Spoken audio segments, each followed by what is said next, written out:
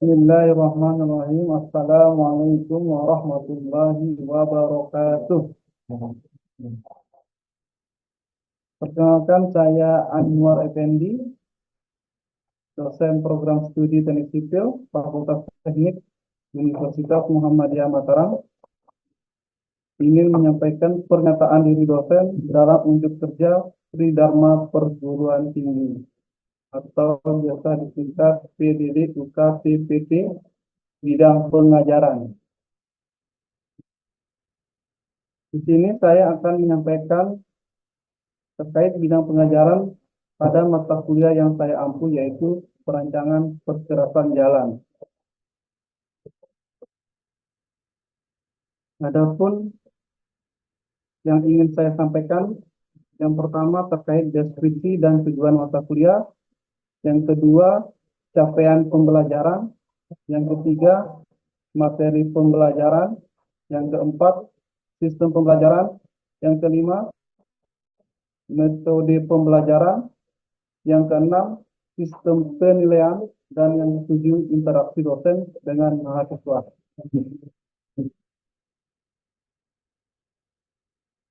Nama mata kuliah yang saya ampu ialah perancangan pergerakan jalan dengan kode mata kuliah B1, B2, A62B dengan jumlah SKS yaitu 3 SKS dan diampu pada semester 6. Prodi Teknik Sipil dengan bahasa pengantar bahasa Indonesia, dan dosen pengampu ialah saya sendiri, Anwar Effendi. Adapun deskripsi singkat dari mata kuliah ini, yaitu mata kuliah ini memuat materi tentang jenis-jenis perkerasan jalan serta kinerjanya, mempelajari parameter perencanaan perkerasan jalan, menghitung tebal perkerasan lentur dan perkerasan kaki. Dengan tujuan mata kuliah yaitu membentuk mahasiswa menjadi mahasiswa yang berakhlak mulia secara akademis, mampu menerapkan ilmu pengetahuan dan teknologi di bidang rekayasa transportasi, khususnya dalam merancang perkerasan jalan. Capaian pembelajaran ataupun CPL prodi yang dibebankan pada mata kuliah ini, yang pertama sikap berakhlak mulia secara akademis dan profesional. Yang kedua, pengetahuan, mampu menerapkan ilmu pengetahuan dan teknologi teknik sipil terkini. Kemampuan umum, mampu menyusun hasil kajian ilmiah sebagai dasar pengambilan keputusan yang tepat dalam memberikan solusi di bidang teknik sipilan. Kemampuan khusus, mampu mendesain dan melaksanakan kegiatan pengujian serta menganalisis data teknik sipilan untuk memperkuat penilaian teknik. Kemampuan khusus yang kedua, mampu menerapkan konsep rekayasa untuk merancang infrastruktur sesuai kebutuhan pengguna dalam batasan realistis dan memanfaatkan potensi sumber daya lokal dan nasional dalam konteks global, ekonomi, lingkungan, dan sosial. Dan kemampuan khusus yang terakhir, mampu menggunakan metode keterampilan dan piranti teknik modern yang diperlukan dalam praktek rekayasa sipil. Adapun capaian pembelajaran mata kuliah atau CPMK yang pertama, mampu merancang perkerasan jalan raya yang dapat mendukung beban lalu lintas sesuai dengan umur rencana. Dan yang kedua, capaian pembelajaran kedua, mampu melaksanakan di lapangan, menentukan jenis kerusakan dan pemeliharaan jalan raya. Kemampuan akhir yang diharapkan dari sub CPMK yang pertama adalah mahasiswa mampu menceritakan sejarah dan jenis konstruksi dari perkerasan jalan. Sub CPMK kedua, siswa mampu menjelaskan jenis dan fungsi lapis perkerasan. Yang ketiga, mahasiswa mampu mengurutkan bahan-bahan pembentuk perkerasan jalan. Yang keempat, mahasiswa mampu mengurutkan tahapan pembangunan jalan. Yang kelima, mahasiswa mampu menjabarkan parameter perencanaan tebal lapisan konstruksi perkerasan jalan. Yang keenam, mahasiswa mampu menentukan perencanaan metode campuran perkerasan jalan. Dan yang ketujuh, Mahasiswa mampu merancang tebal pergerakan jalan. Yang kedelapan, mahasiswa mampu menjelaskan metode pelaksanaan di lapangan. Dan sub CPMK yang terakhir yang sembilan, yaitu mahasiswa mampu menentukan jenis kerusakan dan pemeliharaan pergerakan jalan. Adapun materi pembelajaran yang disampaikan dari minggu pertama sampai dengan minggu terakhir, yaitu minggu ke-16. Yang pertama, di minggu pertama akan membahas terkait rencana materi pembelajaran mata kuliah dan kontrak belajar. Minggu kedua, sejarah dan jenis konstruksi perluasan jalan. Minggu ketiga, membahas terkait jenis dan fungsi lapis kekerasan. Minggu keempat, membahas terkait bahan pembentuk pergerakan jalan. Yang kelima, tahapan pembangunan jalan. Yang keenam, parameter perencanaan tebal lapis konstruksi pergerakan jalan. Yang ketujuh, metode campuran pergerakan jalan. Sedangkan minggu ke-8, pelaksanaan ujian tengah semester. Dan untuk minggu ke-9, 10, 11 difokuskan untuk membahas terkait materi perencanaan tebal pergerakan jalan itu sendiri. Sedangkan pada minggu ke-12 dan 13 membahas terkait metode pelaksanaan di lapangan, dan minggu ke-14 dan 15 membahas terkait jenis kerusakan dan pemeliharaan pergerakan jalan, dan minggu terakhir yaitu minggu ke-16 ujian akhir semester. Sistem pembelajaran yang saya terapkan pada perkuliahan, yang pertama perkuliahan langsung ya, atau sinkronus, di mana perkuliahan ini terdiri dari kuliah tatap muka, kemudian juga ada kuis, ada tugas wajib, kemudian ada UTS dan UAS. Sedangkan sistem pembelajaran kedua asinkronus melalui e-learning, di mana penggunaan e-learning ini untuk pengumpulan materi dan tugas. Adapun metode pembelajaran yang saya terapkan di kelas, yang pertama yaitu ceramah atau kuliah, memberikan penyampaian materi langsung secara tatap muka kepada mahasiswa. Sedangkan yang kedua, case study atau presentation dari tugas yang diberikan kepada mahasiswa akan dipresentasikan di depan kelas. Dan yang ketiga, project based learning, di mana di mata kuliah yang saya ampu ini akan memberikan suatu studi kasus, di mana nanti mahasiswa akan memecahkan masalah dan membuat hasil dan kesimpulan. Dan yang terakhir yaitu cooperative learning. Metode yang terakhir ini merupakan metode yang dimana nanti mahasiswa akan membuat suatu hasil dari tugas wajib yang akan dikumpulkan pada akhir semester. Adapun sistem penilaian yang saya berikan pada mata kuliah ini, yang pertama bentuk evaluasi yang pertama terkait UTS, di mana sub CPNK-nya yang tergolong dari sub CPNK T3, 4, 5, 6, di mana instrumen penilaiannya secara sumatif dengan skor ataupun bobot penilaian yaitu 20%, sedangkan UAS dengan sub CPNK 789 dengan bobot 25%. Untuk tugas wajib yaitu pada sub CPNK 4, 5, 6, dan 7 dengan skor 30%. Untuk tugas sub CPNK 6, 8, 9 dengan skor 15%, dan kuis di sub CPNK 92 dengan skor 10%, di mana dengan total bobot penilaian yaitu sebesar 100%. Adapun interaksi dosen dengan mahasiswa, yang pertama, saya di kelas menerapkan berbagai metode yang sudah saya sampaikan sebelumnya, yaitu ceramah atau kuliah, atau presentation, kemudian project based learning, dan yang terakhir cooperative learning. Sedangkan yang kedua, saya membuat grup kelas di WhatsApp dengan mahasiswa, di mana untuk memudahkan dalam mengkoordinasikan informasi baik secara pertemuan secara online maupun offline.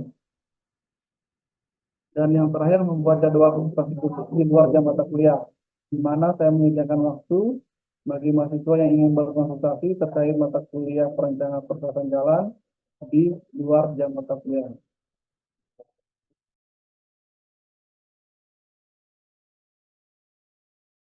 Oke, sip, baik. Kita mulai. Bismillahirrahmanirrahim. Assalamualaikum warahmatullahi wabarakatuh.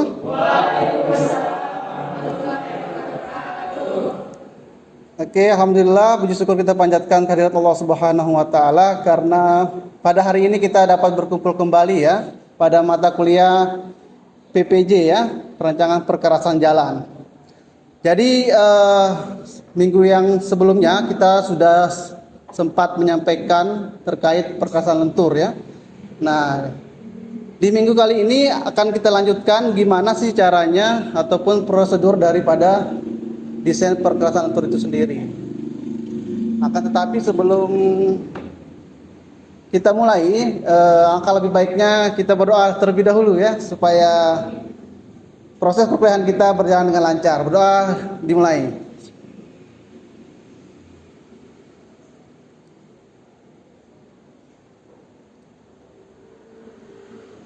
Oke, berdoa selesai. Oke, baik.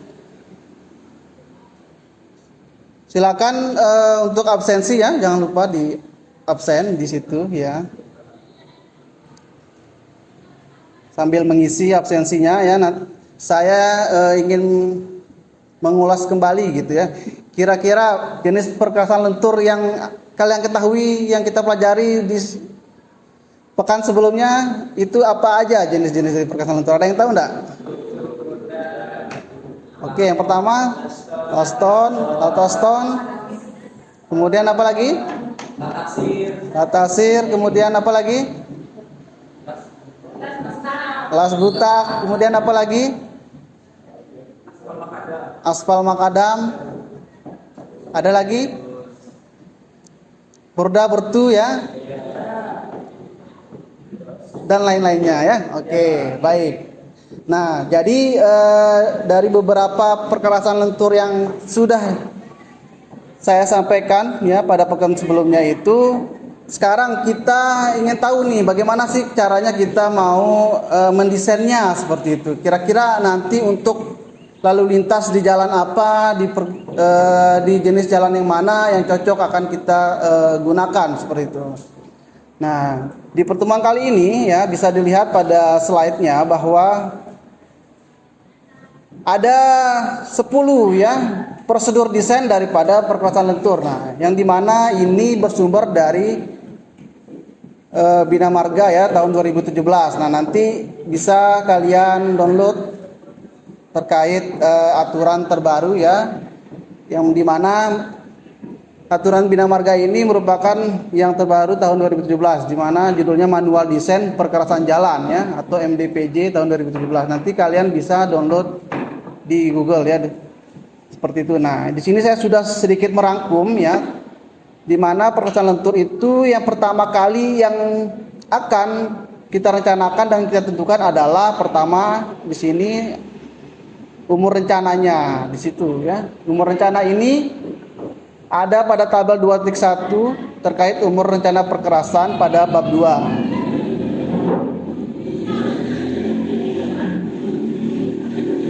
Kemudian yang kedua, setelah umur rencana kita tentukan ya, kita akan menentukan nilai-nilai daripada SA4 dan atau SA5 sesuai dengan umur rencana yang akan kita pilih. Nah, ini ada di bab 4 nanti. Nah, SA ini maksudnya equivalent single axle load-nya ya. Jadi terkait bebannya kira-kira untuk kendaraan itu yang bisa melewati jalan tersebut kira-kira yang cocok itu di berapa. Nah, nanti saya akan jelaskan ya. Kemudian yang ketiga adalah tentukan tipe perkerasan berdasarkan tabel 3.1 atau pertimbangan biaya. Nah, ini nanti di bab 3 nanti saya tunjukkan juga. Yang keempat, tentukan segmen tanah dasarnya dengan daya dukung yang seragam. Nah, ini juga penting ya, karena tanah dasar itu berperan sekali untuk kita mendesain suatu jalan raya. Jadi kalau misalkan CBR-nya masih kurang ya, seperti yang saya jelaskan pada pertemuan sebelum-sebelumnya, karena CBR ini menjadi penting ya. Kalau CBR-nya rendah, akan kita lakukan stabilisasi terhadap tanah dasarnya terlebih dahulu, barulah kita bisa mengerjakan kerasan jalannya seperti itu. Nah, kemudian yang kelima, tentukan struktur pondasi perkerasan. Nah, ini juga lebih penting ya. Nanti terkait lapis pondasi bawah, pondasi atas itu yang kita gunakan itu berapa dan apa, itu nanti yang menjadi penting. Kemudian yang keenam, tentukan struktur perkerasan yang memenuhi syarat dari bagian desain 3. Nah, ini nanti setelah hasilnya keluar dari SA4-nya berapa, SA5-nya berapa, lalu kita bisa menentukan ini ya. Perkerasan mana yang memenuhi syaratnya. Nah, itu dari segi banyak lapisan jenis lapisan yang kalian sudah sebutkan dan sudah kalian kerjakan tugasnya di pekan-pekan sebelumnya itulah yang akan kalian desain seperti itu. Nah, kemudian yang ketujuh ini merupakan untuk standarisasi membuat drainase ya, bawah permukaan, kemudian tetapkan kebutuhan daya dukung tepinya, tentukan kebutuhan pelapisannya terkait bahu jalan, dan yang kelima, ulangi langkah 5 sampai 9 untuk setiap segmen yang seragam. Nah, kita hanya sampai segmen yang ke-6 ini nantinya. Seperti itu ya.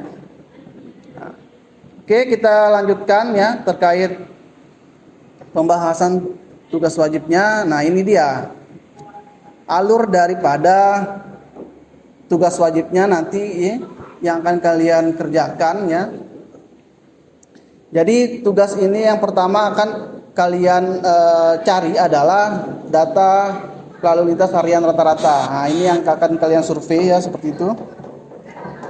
Kemudian setelah data LHR-nya kalian cari, tentukan nilai CBR. Nah, ini sebagai acuan untuk kita mendesain seperti yang saya katakan sebelumnya, untuk menentukan apakah kita akan menstabilisasi tanah dasarnya atau tidak, atau seperti apa kan. Nah, ini terkait nilai CBR. Yang berikutnya adalah menentukan umur rencana tadi. Kemudian setelah itu kita akan lakukan analisis datanya, di mana yang pertama umur rencana dulu ditentukan.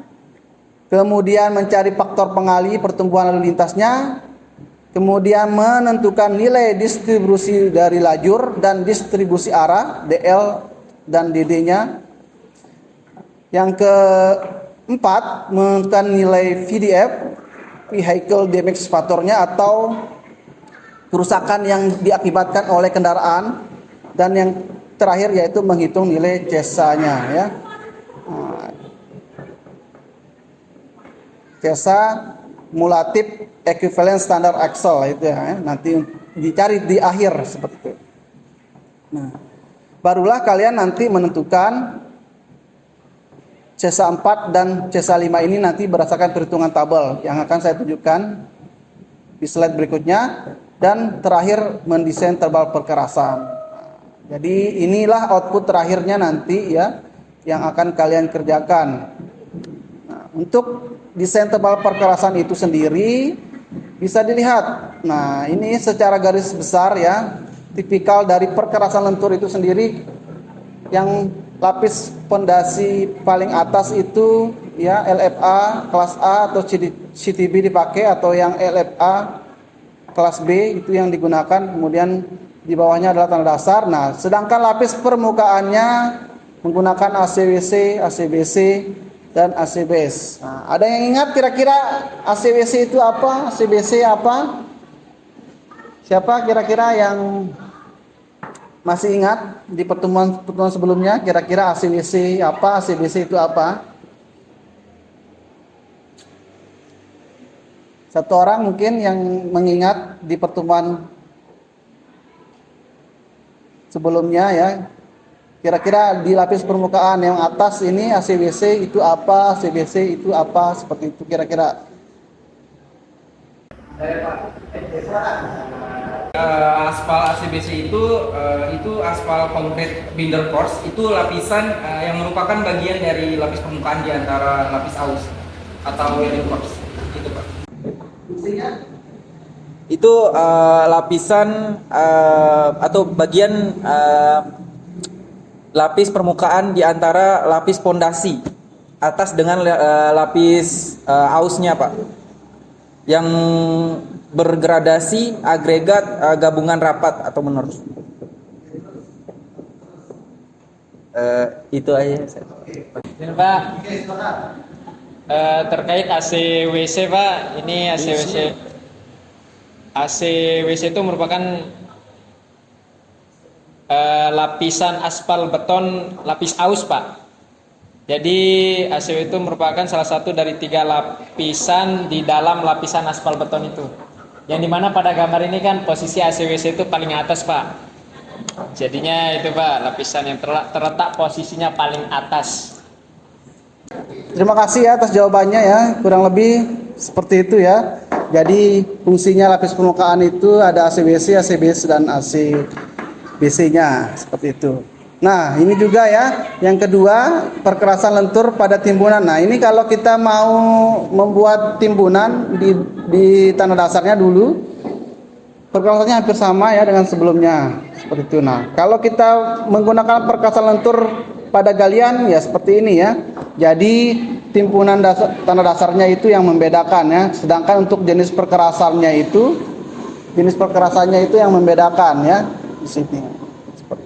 Nah, kita lihat pertama ya terkait tabel 2.1 yang saya sampaikan sebelumnya, di mana umur rencana jalan yang baru ya ini atau UR umur rencana ya.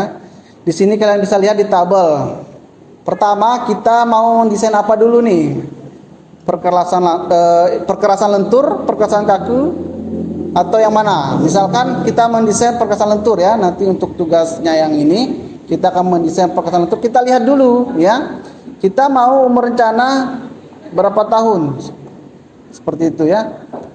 Berapa tahun? Misalkan 20 tahun. Berarti lapis aspal dan lapisan berbutir yang digunakan yang nomor 2 ya.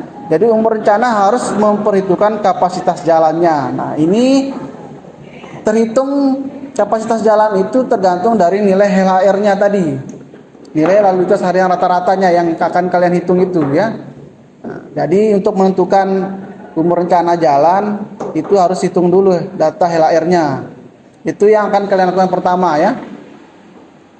Kemudian kalau kalian misalkan ingin merencanakan 40 tahun, nah, maka semua perkerasan untuk daerah yang tidak dimungkinkan pelapisan ulang atau overlay seperti jalan perkotaan, underpass, jembatan dan terowongan inilah yang kalian desain selama 40 tahun seperti itu. Kalau kalian ingin mendesain jalan yang di perkotaan, underpass, jembatan dan terowongan. Jadi umur rencana itu tergantung daripada lapisan apa yang dan di mana mau dibuat atau direncanakan seperti itu. Oke, jadi hampir tepat ya. Jadi maksud di sini adalah beban aktual dan beban normal ini adalah misalkan ini kendaraan yang lewat kendaraan yang golongan 6A misalkan seperti itu ya. Seperti sekelas truk ya, truk gandeng gitu ya. Misalkan dia ngangkut pasir. Standar baknya kan sudah ditentukan. Nah, biasa kan itu normal. Tapi kalau dia buat gunungan kan banyak biasanya yang lewat. Ya kan? Nah, itu berarti sudah termasuk beban aktualnya. Berarti sesuai dengan real yang lewat. Nah, nanti kalian survei di situ. Misalkan kalau lewat truk mengangkut pasir, tapi kalian lihat truknya ternyata melebihi muatan, berarti kalian pakai yang nilai PDF 4, PDF 5 yang beban aktual seperti itu ya. Nah, nanti ya seperti itu. Ini dia rumusnya ya untuk menentukan CESA ya, kumulatif equivalent single axle load-nya. HR-nya sudah ketemu ya, data lalu lintas harian rata-ratanya sudah ketemu kan dari survei. Nilai VDF-nya tadi di tabel sebelumnya sudah ketemu ya. 365 sudah merupakan ketetapan. Nilai distribusi arahnya sudah ketemu tadi kan 0,5. Distribusi lajurnya juga sudah ketemu dan nilai R atau faktor pengalih pertumbuhan lalu lintasnya sudah ketemu. Tinggal kalian hitung ESA equivalence single axle-nya dari tahun pertama sampai ke tahun 20, karena kan kalian merencanakan umur rencananya 20 tahun. Jadi pertumbuhan lalu lintas inilah yang akan kalian ketahui. Nah, setelah ketemu ESA dari tahun pertama sampai ke umur rencana 20 tahun, nanti baru kalian bisa menentukan perkiraan lalu lintas yang mana, perkerasan yang mana yang akan digunakan, seperti itu ya. Nah, ini contoh untuk perkalian lalu lintas yang rendah ya. Oke, kita skip. Nah, ini langsung kalian ke sini ke tabel bagian desain ketiga ini. Nah, misalkan untuk nilai kalian misalkan di atas 10 sampai 30 juta nilai ESA-nya, berarti menggunakan tabel yang ini untuk menentukan tebal perkerasannya. Nah, di sini berarti kalian menggunakan jenis lapis pondasinya adalah CTB. Kemudian apakah dia menggunakan AC? Ya, menggunakan AC. Berapa tebalnya ACWC, AC basis dan CTB-nya? Ya, ini sudah ditentukan ya.